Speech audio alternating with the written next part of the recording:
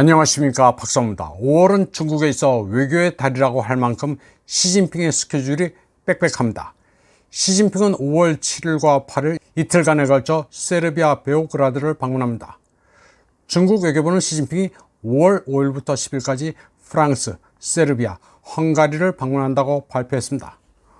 5월 9일은 러시아의 전승기념일인데 일정상 모스크바에는 가지 못합니다.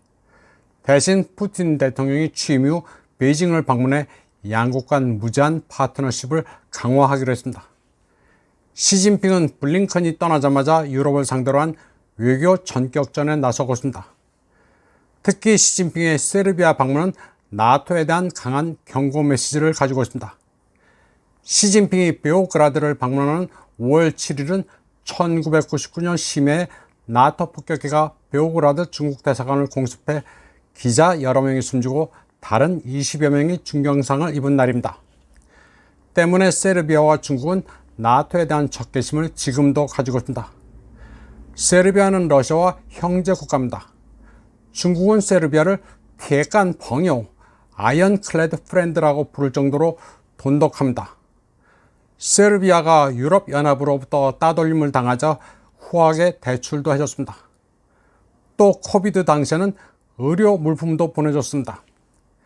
그리고 지난해에는 FK3 대공미사를 나토 상공을 가로질러 수송기 편으로 수출했습니다. 러시아나 중국이나 세르비아를 동등한 파트너로 대우하고 있습니다. 세르비아는 그러나 미국과는 가까워질 수가 없습니다. 코소보 문제와 관련해 미국은 유럽연합 편이라 세르비아와는 반대입니다. 코소보 문제에서 러시아는 세르비아, 미국은 코소보 편을 들고 있습니다.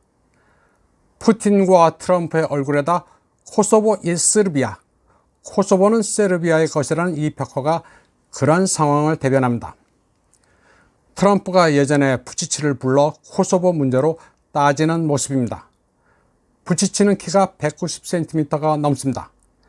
장신의 거구인 부치치를 작은 의자에 앉혀놓은 모습이 기가 막힙니다. 이런 굴욕을 당한 적 있는 부치치는 집단 서방이라면 진절머리를 냅니다.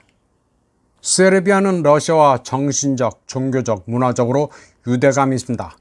세르비아도 러시아처럼 전통과 가족을 중시하는 보수적인 국가입니다. 세르비아는 동시에 유럽에서 중국의 경제 교두보이기도 합니다. 세르비아는 중국의 1대1로에 적극 동참하고 있습니다.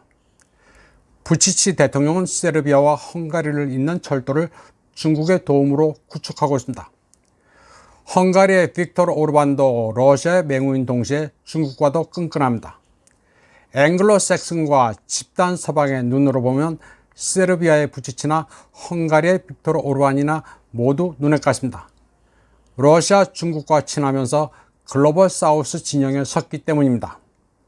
중국에 대해 극단적 혐오 감정을 가진 보통의 한국인들은 이러한 국가 관계를 이해하지 못합니다. 중국과 친하다고 해서 헝가리와 세르비아를 불량 국가로 보는 이들이 적지 않습니다. 헝가리, 세르비아가 중국과 친하지만 이데올로기에서 공통 분모는 없습니다. 서로 이익이 되기 때문에 가까운 것입니다. 인간관계에서 나에게 잘해주는 사람이 최고의 친구인 것과 같습니다. 프랑스도 비슷한 케이스입니다. 마크롱은 프랑스, 나아가 EU가 미국으로부터 분리된 지정학적 플레이어가 되기를 원합니다. 물론 마크롱은 러시아에는 극도로 적대적이지만 러시아의 파트너 중국에 대해서는 실용적 노선을 취하고 있습니다. 아프리카에서 쫓겨나는 동시에 러시아와도 단절한 마당에 중국까지 버리면 프랑스가 살아날 길이 없기 때문입니다. 지금 국제질서는 흑백 논리가 아니라 철저히 국익의 관점에서 돌아가고 있습니다. 이번 방송은 여기까지 하겠습니다. 시청해주신 여러분 감사합니다.